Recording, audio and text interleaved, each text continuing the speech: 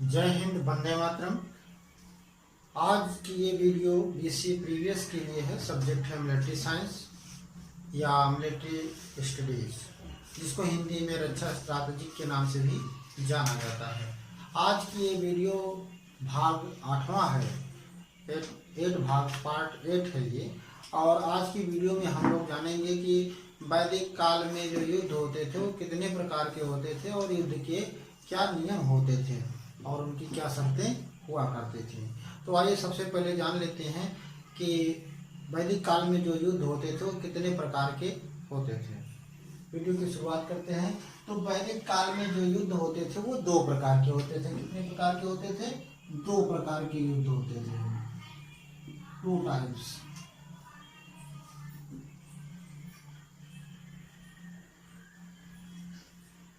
ये 2 प्रकार के युद्ध होते थे। पहला था धर्म युद्ध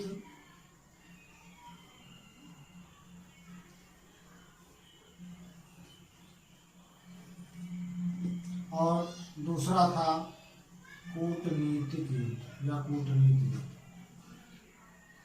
युद्ध।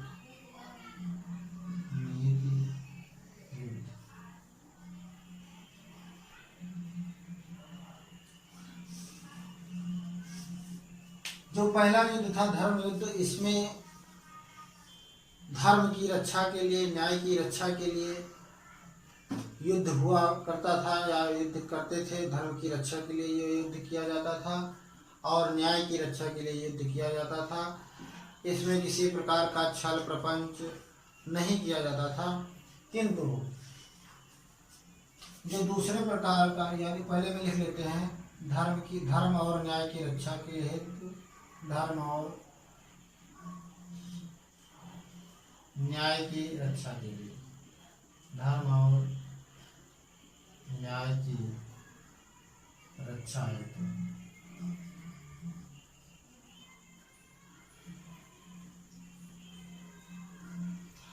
और दूसरे प्रकार का जो युद्ध लड़ा जाता था कूटनीति युद्ध। इसमें इस कूटनीति युद्ध में ना तो धर्म नाम की कोई चीज होती थी और ना ही न्याय की कोई चीज होती थी। इसमें इस युद्ध में दुश्मन को छल कपट धोखे से किसी भी तरह से उसको मौत के घाट उतार देना होता था। इसको कहते थे कूटनीति, यानी कि छल कपट या धोखे से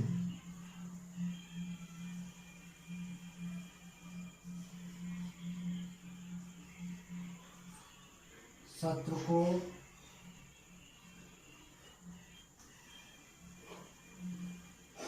मार देना।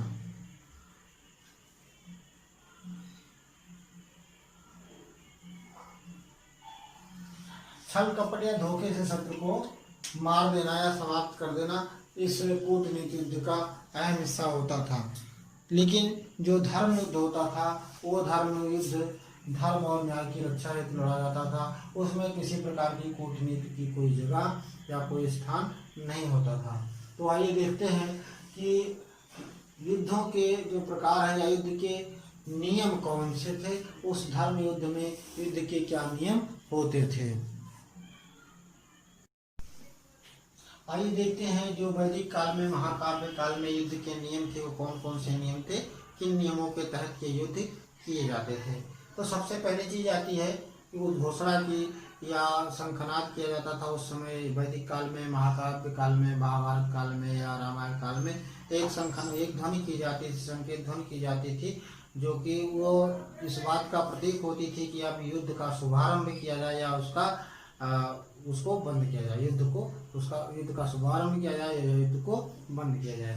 तो ये उद्घोषणा जो है किसी वाद्य यंत्र पर निर्भर करती थी। दूसरी चीज है युद्ध समान बल से ही होना चाहिए। अर्थात कहने का तात्पर्य है कि जैसे आप लोगों ने देखा होगा किसी भी प्रतियोगिता का, किसी भी प्रतियोगिता को साक्षात देखा हो या टीवी सीरियल पे देखा हो, टीवी में देखा हो या कहीं पे मोबाइल में देखा हो, जो भी प्रतियोगिता होती है तो वजन और एज ग्रुप को देख कर ही होती है। यानी कि कोई 35 वर्षीय 25 वर्षीय युवा का दूसरे 25 वर्षीय युवा के साथ ही उस प्रतियोगिता होती है। या मान लिया 40 किलो वर्ग का भार है किसी व्यक्ति का, तो दूसरा व्यक्ति भी 40 किलो भार का ही होना चाहिए। इस तरह से उसकी प्रतियोगिता होती है। तो यहाँ पर क्या था वैदिक काल में कि युद्ध समान बल से होना चाहिए। यहाँ समान बल से मतलब है कि कोई भी व्यक्ति यदि मान लिया घुड़सवार है, घुड़सवार व्यक्ति से ही युद्ध करेगा। घुड़सवार व्यक्ति कोई भी रथ पर सवार होने वाला या पैदल सैनिक पर वार या प्रहार नहीं करेगा। अर्थात ये समान बल क्या है, समान बल पे ही समान बल से ही युद्ध लड़ेंगे। यानी कि जो घुड़सवार है वो घुड़सवार से, रथी है तो रथी से, जो रथ पे सवार है वो रथ पे सवार व्यक्ति से ही युद्ध करेगा। पैदल है तो पैदल सेना से ही,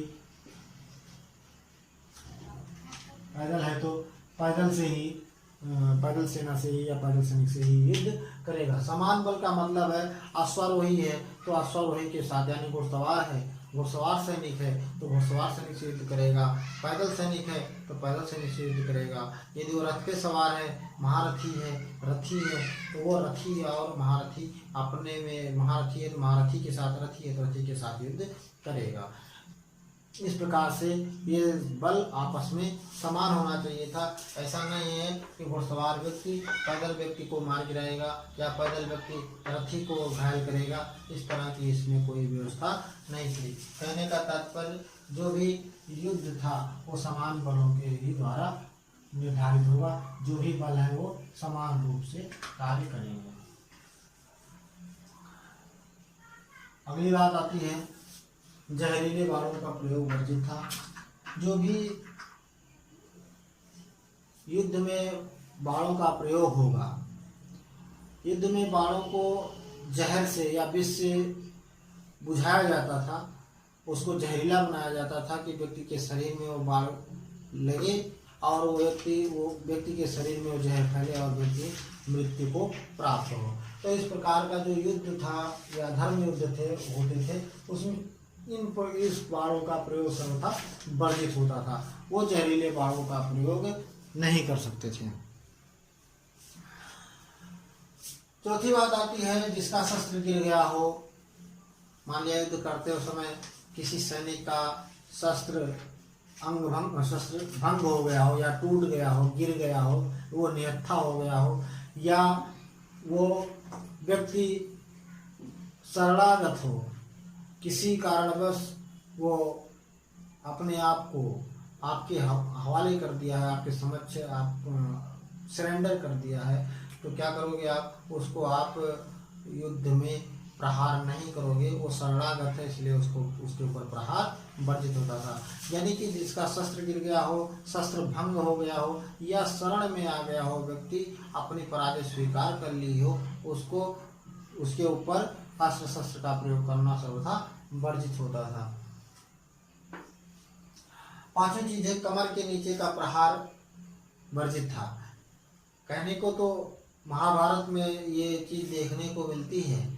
महाभारत के युद्ध का जो सीरियल आपने कभी देखा होगा उसमें आपको पता चलेगा कि दुर्योधन की जांघ को भीम ने अपनी गदा से तोड़ दिया था।